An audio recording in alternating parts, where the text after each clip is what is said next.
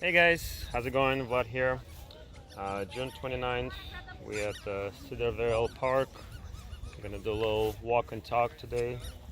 Give you some updates, give you some updates in terms of what's happening with the situations around the world, how we can focus on what we need to focus on, basically what are we doing going forward.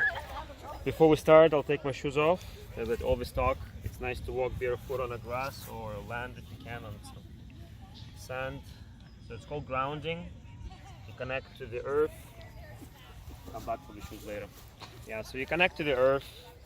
It's able to ground you because the earth has actually a magnetic pole. So it's able to ground you, reset a little bit of your personal energy, and it creates a calming effect. It creates some peace and vibration for you. And I have a ladybug. I'll take it as a good sign. A ladybug, come by, say hello. So we had our usual event on Saturday at Queen's Park. It was a great turnout. We had a lot of speakers.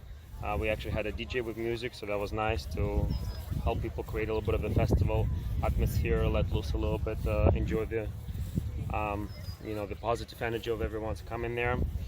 And I'm sorry if somebody didn't come because there was an email sent out saying that there's an event on Sunday. So I know some of you guys got misled a little bit with what's going on, but it's all good. Next Saturdays for sure. We're not changing. Saturday's the day that we always will be there. And yeah, so we had a great event. I did a speech expressing some of the things that took place over the last week with Fearless Ontario and a few other things that's going on. And we even had an after party at the beach afterwards, so that was nice. Just to relax and get back to normal life. A few updates from the news I want to share with you guys. I mean, again, it's very unfortunate that people at this point really looking for validation of their own perspective on what's taking place, and they're actually happy to see cases spiking in the States and everywhere else, so they can be feeling justified that they stayed home and they're wearing masks and they can't wait to get vaccines, so they feel justified taking all those actions, not realizing that the media is portraying a rise in cases. However, if you actually look at the data that shows to you how many people are dying, it's actually coming down a lot. So again, as I've always been saying, it doesn't matter how many new cases there is in Ontario, if it's 200, 300, 400, whatever, or any other places in the world. The only two numbers that people always should focus on, number one is how many people needed hospital assistance, hospital help. The point is, you can have 400 cases, but if only 5% of them needed hospital help, or even 25 people out of 500 needed hospital help, that's like 5% that actually need assistance. And if the media actually would tell you that, even if you just said we had 500 people tested positive and 25 people needed hospital care, that would be something to even think about. But they don't say it. They constantly keep blasting the numbers, hundreds and hundreds of cases and all that stuff, but it doesn't matter. The virus is not severe for most. Most people don't even need to go to the hospital. So the hospitals are empty. And this is really something people need to understand, that if we really had a pandemic that they've been telling us for the last 3.5 months, how on earth can you have an empty hospital? It's okay. There's a little dog. No, that's fine. How can you have an empty hospital during pandemics? This doesn't make any sense. If people just actually thought about it and use some common sense and basic math skill set, like if it was real disaster that was taking place, the hospitals would be overflowing, and they're empty. And again, they're not empty because everyone's staying home. People still out, people still doing the work, the Costco, the Walmart, etc. All those things been open the whole time. They never shut down. And so the hospitals are empty. That's why it's not a real pandemic.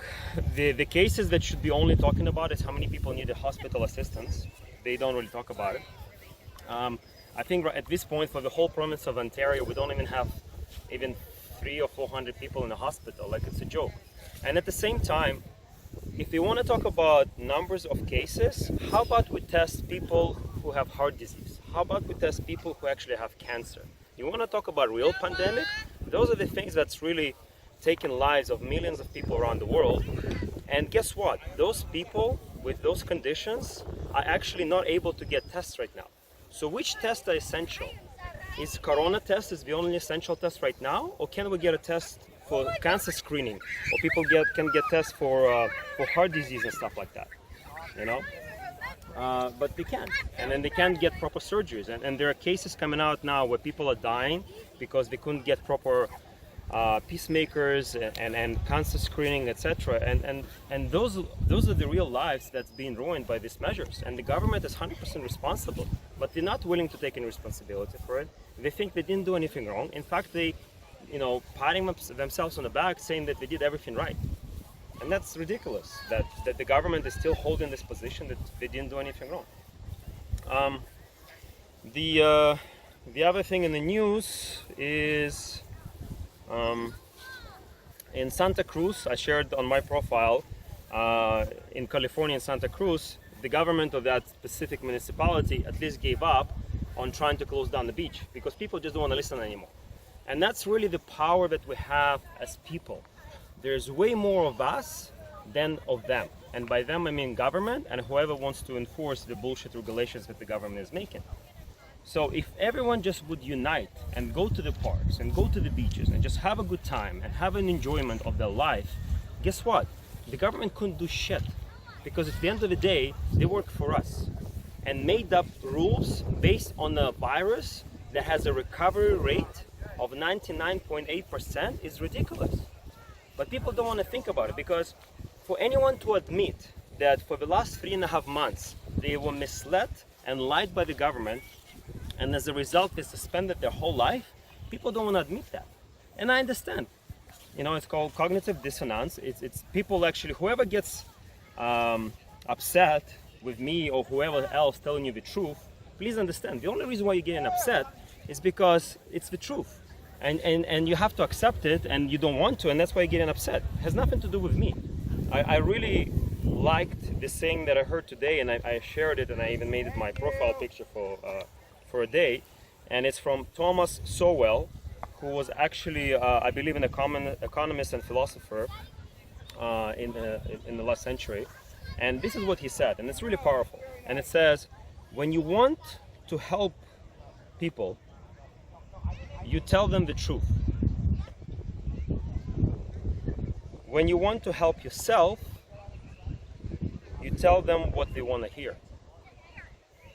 And this is really sums up everything that I personally been doing, and people that I've been hanging out for the last 3.5 months. No matter the outlash, no matter the negative things people tell us or they try to do, whatever, we're just telling the truth. And we're telling the truth not for our benefit. We're telling the truth because we want to help people. We're telling the truth because we want to help people that are not able to get medical help right now because they deemed non-essential surgeries. We want to help kids that have been subjected to the psychological and physical trauma from social distancing and wearing masks. And we want to help people that out of desperation are committing suicides because their lives have been ruined completely and they really don't know what else to do. We want to help people that unfortunately dying from drug overdose because again they're not able to get proper help and assistance, and again the isolation really affects those people too. Mental health is visible. It's the initiative that my friend Matthew Haley started. I strongly encourage you to reach out to me so I can connect you, and we're going to work on that initiative as well, because if one thing is coming out of all this disaster is mental health is such of a desperate need to restructure even the approach and help those people. The other thing that I'm gonna say is I think there's a couple of airlines that are luckily ditching the social distancing on the airplanes, so they're going back to fully booking the airplanes. So I'll take it as a positive, as a good sign that we're moving in the right direction. I definitely would love for those airlines to get rid of mandatory masks. If somebody wants to wear the mask, it's fine. But I don't want to be subjected to wearing the masks. I don't want to subject any children to wearing the mask if you don't have to, because again, it's unhealthy and it doesn't protect you against anything. This is what people need to understand. it does not protect you against any virus. The only thing that protects you against virus is a full hazmat suit. So wearing a piece of cloth on your face does shit, except put you in a submission state, put you in a stress state, so you have a stress breathing, you don't have proper oxygen, and you create a stress state for your body, so your immune system is suppressed. And then you keep inhaling your own germs, etc., which complicates your own health issues. So on that note, as most of you know, at our provincial level, Ford doesn't want to mandate masks, because I know he doesn't want to be at the end of people outlash. So unfortunately, municipalities, which we knew from the beginning, Tory and all other surrounding areas of GTA, they want to team up. All the mayors want to team up, and they want to create anyway the mandatory mask wearing for all the municipalities. And it's very unfortunate that they're choosing to do that, considering that there is no protection against this virus. And even if it was, the survival rate from this virus, again, is 99.8%. Like, this is really important thing to understand. This is not a black plague. This is not Ebola. This is not any other things that remotely even dangerous or deadly. This is like a flu. And I've been saying it all along. If we didn't do any of these measures for a flu, we're not doing these measures for this. It does not make any sense unless you understand what's the agenda behind. The agenda behind is to create a fear propaganda, so then the public will be susceptible to all the mandates and regulations that the government wants to impose. And unfortunately, our governments are heavily funded by pharmaceutical companies who make billions and billions of dollars from vaccines, from other drugs and pharmaceuticals. And if you would question if this is really a conspiracy theory, please understand it's a conspiracy fact. And by that I mean, if you heard actual medical experts that's supposed to care about our health, but they tell you straightforward that there's no immunity, your body is weak, they don't talk about how you actually can help your immune system to get stronger and healthier, they don't talk about it. Don't worry about it. Just put an old sock on your face. Don't worry about the vitamins and minerals, the physical activity, and all the social aspects that actually help you stay healthier and stronger. They don't talk about it. So which one is it? Is it a conspiracy theory, or is it a conspiracy fact? That when the people that's supposed to promote the health of the public, they call public health officers, are actually not giving you health advice. Vaccines is not a health advice. If vaccines would be health advice, then all the kids in Africa, etc., in India would be the healthiest people in the world. They're not. Because guess what you need to be healthy? You need clean water, and you need clean food, nutritious food, and you need sun exposure, and you need fresh air. Those are the ingredients of a healthy life, of a healthy immune system. And when your government, with medical experts, have been making all these BS regulations, don't even mention that one time, just use your brain and think about it. You don't need to have a medical degree. This is common sense. However, again, media and other organizations actually go on a campaign where they shame people for trying to be experts in this field, where they make this propaganda saying, only listen to the experts, only go to World Health Organization website and this and that. Like, it's ridiculous. People need to have a basic education about health. People need to have a basic education about proper nutrition, about proper healthy active lifestyle. Those are the essential aspects of a healthy life. And not that we don't talk about them, we actually close them down so people don't have access to it.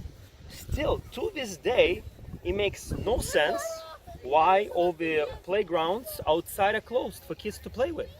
It makes no sense why the outside gyms, the China parks, etc., are still closed and not available for people to use. Even though I know many people do, and please do, guys, use them. The government can do anything for you. Like, they give you the ticket, don't pay it. You gotta fight those tickets, because they have no foundation in them to mandate for you not to be able to enjoy outside.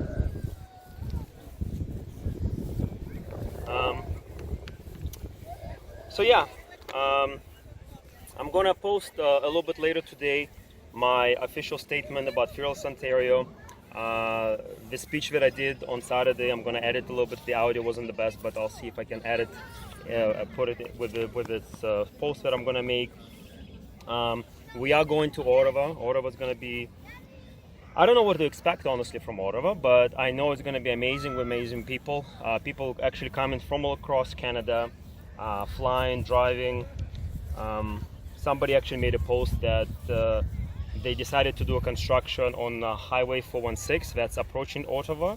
So it's not ironic, not coincidental that they decided to do a construction on the way to Ottawa to hinder people's ability to come. But it's okay. We're gonna leave a little bit early. We're gonna be there the day before, and then I believe the protest or the rally starts at 11 o'clock Eastern time. Stay tuned for all the updates. We'll figure out exactly the lineup, etc. I'll try to do a live stream. I'm sure a lot of people will be doing live streams, and yeah, we'll see what happens. But I'm going. I'm excited. I'm looking forward to it. Obviously nervous, and nervous is good. Nervous means that you care about something. You know. When you have these butterflies, it's actually a good sign that you care so much, that you have that feeling of uncertainty, but it's something that's supposed to happen. So you just go with it. You know. What else? What else I can say?